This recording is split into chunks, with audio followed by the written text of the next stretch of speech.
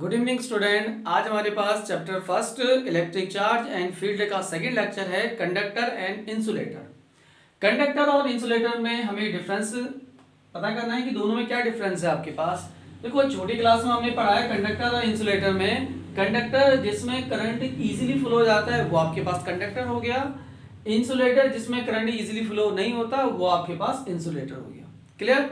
और अगर हम चार्ज के बेस पर समझें तो यानी करंट चार्ज बेस पे बोल सकते हैं कि जिसमें चार्ज इजीली फ्लो जाता है वो कंडक्टर हो गया, और जिसमें आपके पास चार्ज इजीली फ्लो नहीं होता वो आपके पास इंसुलेटर हो गया।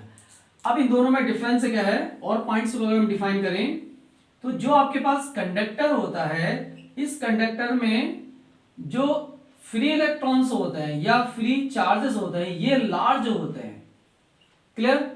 और जो आपके पास इंसुलेटर होता है, इंसुलेटर इसमें बाउंड चार्ज होते हैं आपके पास, बाउंड चार्ज या इसको आप इलेक्ट्रॉन्स बोल सकते हैं।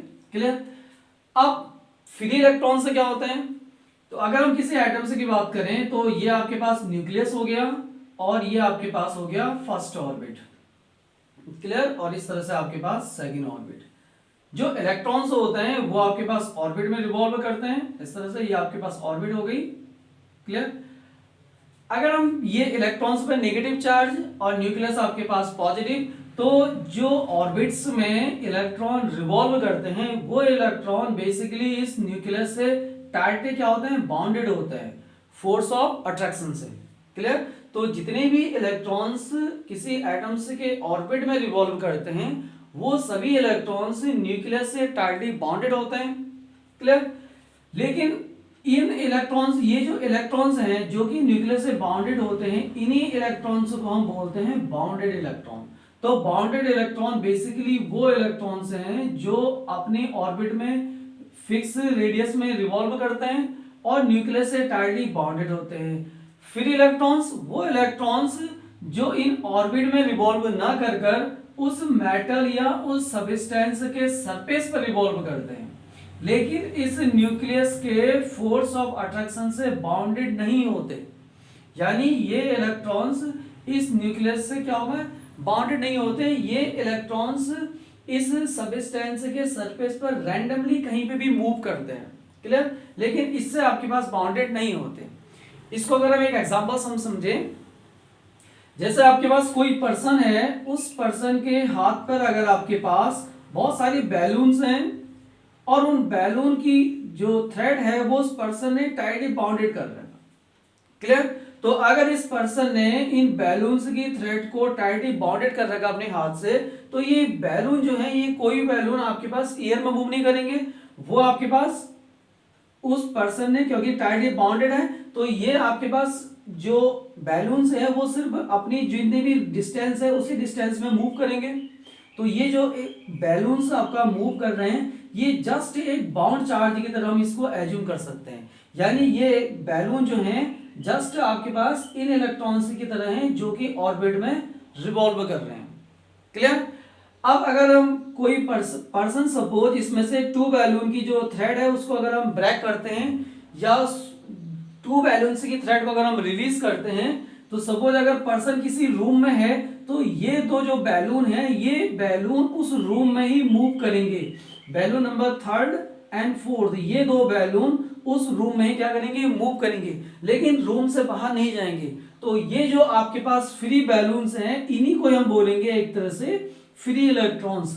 तो फ्री इलेक्ट्रॉन से क्या है, जो उस पर्सन के हाथ से टाइटली बाउंडेड नहीं है लेकिन उस रूम से बाहर भी नहीं जा रहा है। क्लियर। तो ये जो बैलून फ्रीली उस रूम में मूव कर रहे हैं उसको हम एज्यूम कर सकते हैं एज अ फ्री इलेक्ट्रॉन्स।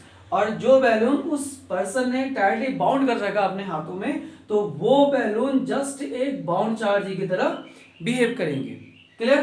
तो जो इंसुलेटर होता है उसमें ये जो बाउंड चार्जेस होते हैं, ये बाउंड इलेक्ट्रॉन्स होते हैं, ये बहुत लार्ज होते हैं, और जो फ्री इलेक्ट्रॉन्स होते हैं वो लगभग आपके पास जीरो होते हैं। जबकि कंडक्टर में जस्ट अपोजिट, ये जो फ्री इलेक्ट्रॉन्स होते हैं यानी वो बैलून जो रूम के इनसाइड फ्रीली मूव कर रहे हैं लेकिन पर्सन ने उसको टाइटली बाउंड नहीं कर रखा, तो वो फ्री इलेक्ट्रॉन्स इस कंडक्टर में लार्ज स्केल में होते हैं। क्लियर। और किसी भी कंडक्टर में या इंसुलेटर में या कोई भी सबस्टेंस में जो करंट को फ्लो करने वाला फैक्टर होता है वो इन्हीं फ्री इलेक्ट्रॉन पे डिपेंड करता है। क्लियर हो गया? यानी जिस सब्सटेंस में नंबर ऑफ फ्री इलेक्ट्रॉन जितने लार्ज होंगे उस सब्सटेंस में करंट उतना इजीली फ्लो होगा, जिसमें नंबर ऑफ फ्री इलेक्ट्रॉन जितने कम होंगे उसमें करंट उतना ही आपके पास स्मॉल अमाउंट में फ्लो होगी। क्लियर? तो ये तो आपके पास कंडक्टर और इंसुलेटर में फ्री इलेक्ट्रॉन के बेस पर या बॉन्ड इलेक्ट्रॉन के बेस पर एक आपका डिफरेंस है मेन। क्लियर हो गया? अब जो कंडक्टर होता है उसमें करंट जब फ्लो होता है उस केस में जो रेजिस्टेंस होता है, रेजिस्टेंस वो आपके पास वेरी वेरी स्मॉल होता है। क्लियर? जैसे आपके पास एग्जांपल है सिल्वर, सिल्वर का जो रेजिस्टेंस है वो लगभग अप्रोक्सीमेट हम 0 एज्यूम करते हैं, यानी सिल्वर में जो करंट है वो लार्ज स्केल में फ्लो होती है, क्योंकि रेजिस्टेंस की वैल्यू क्या होती है, लो होती है। अब रेजिस्टेंस क्या है, कोई भी इलेक्ट्रॉन्स, अगर हम सर्किट की बात करते हैं तो ये सपोज आपके पास कोई कंडक्टर है और ये हमने बैटरी का प्लस लगा दिया और ये बैटरी का आपके पास माइनस, तो ये टर्मिनल प्लस और ये टर्मिनल आपके माइनस। क्लियर? तो जैसे हमने बैटरी लगाई तो इस कंडक्टर के जो इलेक्ट्रॉन्स होंगे वो आपके पास पॉजिटिव टर्मिनल की ओर मूव करेंगे। तो जब इलेक्ट्रॉन एक एंड से दूसरे एंड की ओर मूव करता है तो वो इलेक्ट्रॉन्स अपने पाथ में जो रेजिस्ट अपोजिट करता है, यानी उस इलेक्ट्रॉन्स के पाथ में जो भी रुकावट आएगी वही क्या है आपके पास रेजिस्टेंस है। क्लियर? तो कंडक्टर के केस में ये रेजिस्टेंस की वैल्यू लगभग क्या होती है, 0 या वेरी वेरी स्मॉल। यही रेजिस्टेंस इंसुलेटर के केस में क्या होती है, लार्ज होती है, यानी उस इलेक्ट्रॉन्स को नेगेटिव टर्मिनल से पॉजिटिव टर्मिनल तक पहुंचने में इन केस ऑफ इंसुलेटर में बहुत ज्यादा टाइम लगेगा। तो जितना ज्यादा टाइम लगेगा इसका मीनिंग हुआ कि बैटरी के प्लस टर्मिनल तक इलेक्ट्रॉन को पहुंचने में बहुत ज्यादा टाइम पीरियड लगेगा। तो जितना ज्यादा टाइम लगेगा इसका मीनिंग हुआ कि करंट उतनी स्मॉल फ्लो होगी। करंट डिपेंड करती है कि इलेक्ट्रॉन्स पॉजिटिव टर्मिनल पर सेकंड कितने अमाउंट में इलेक्ट्रॉन्स यहाँ पे कलेक्ट हो रहे हैं। जितनी ज्यादा लार्ज स्केल में इलेक्ट्रॉन्स इस पॉजिटिव टर्मिनल पर सेकंड में कलेक्ट होंगे उसी पे डिपेंड करेगा आपके पास करंट की अमाउंट।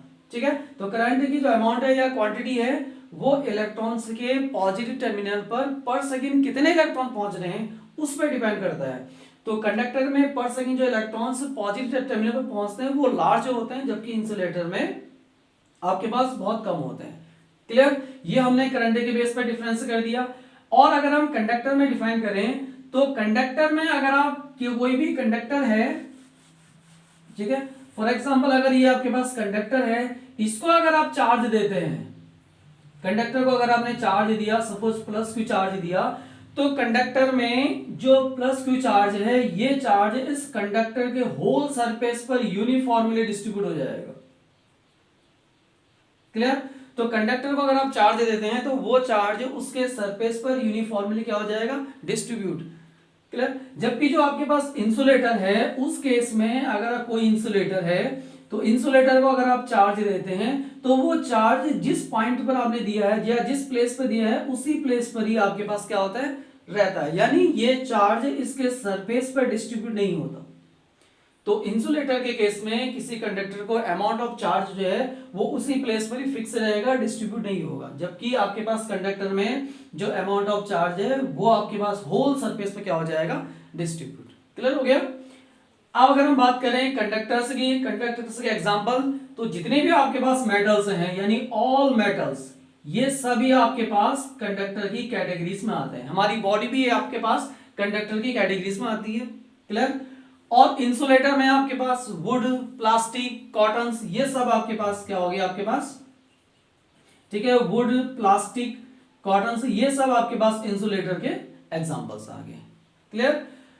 तो जो हमने पढ़ा उसको अगर हम फिर एक बार रिवाइज कर लेते हैं तो कंडक्टर जिसमें चार्ज इजीली फ्लो हो जाता है उसको हम कंडक्टर बोलते हैं। इंसुलेटर जिसमें चार्ज इजीली फ्लो नहीं होता वो आपके पास इंसुलेटर। सेकंड पॉइंट्स, कंडक्टर में फ्री इलेक्ट्रॉन्स लार्ज स्केल में होते हैं जबकि बाउंड इलेक्ट्रॉन्स आपके पास क्या होंगे, कम होंगे। जबकि इंसुलेटर में बाउंड इलेक्ट्रॉन लार्ज होंगे और फ्री इलेक्ट्रॉन से क्या होंगे, कम होंगे। फ्री इलेक्ट्रॉन्स वो इलेक्ट्रॉन्स जो न्यूक्लियस के फोर्स ऑफ अट्रैक्शन से फ्री होते हैं, यानी उस सब्सटेंस के सरफेस पर रैंडमली मूव करेंगे, उन इलेक्ट्रॉन्स को बोलते हैं फ्री इलेक्ट्रॉन्स। क्लियर? जो न्यूक्लियस से बाउंडेड नहीं होंगे। क्लियर? और किसी भी कंडक्टर में या किसी भी सबस्टेंस में जो करंट को फ्लो करता है उसमें मेन रोल इन्हीं फ्री इलेक्ट्रॉन्स का ही होता है। जितने ज्यादा फ्री इलेक्ट्रॉन्स करंट उतना लार्ज फ्लो होगी उस सबस्टेंस में। इंसुलेटर में बाउंड इलेक्ट्रॉन्स क्या है या बाउंड चार्ज, वो इलेक्ट्रॉन्स जो न्यूक्लियस से टाइटली बाउंडेड होते हैं उन चार्जेस को हम बोलते हैं बाउंड चार्ज। क्लियर हो गया। कंडक्टर में अगर हम किसी भी कंडक्टर को या किसी भी सबस्टेंस को अगर हम चार्ज देते हैं जो कंडक्टर है तो वो चार्ज उसके सरफेस पर यूनिफॉर्मली डिस्ट्रीब्यूट हो जाएगा। जबकि इंसुलेटर में अगर हम चार्ज देते हैं तो वो चार्ज उसी प्लेस पर ही क्या रहेगा, आपके पास रेस्ट में रहेगा, मूव नहीं करेगा उसके सरफेस पर या उसके सरफेस पर डिस्ट्रीब्यूट नहीं होगा। क्लियर। कंडक्टर के एग्जांपल्स हो गए ऑल मेटल्स, जितने भी मेटल्स हैं आयरन कॉपर ये सभी आपके पास क्या हो गए कंडक्टर्स। इंसुलेटर हो गए वुड प्लास्टिक कॉटन्स, ये सब आपके पास इंसुलेटर के एग्जांपल्स हो गए। क्लियर।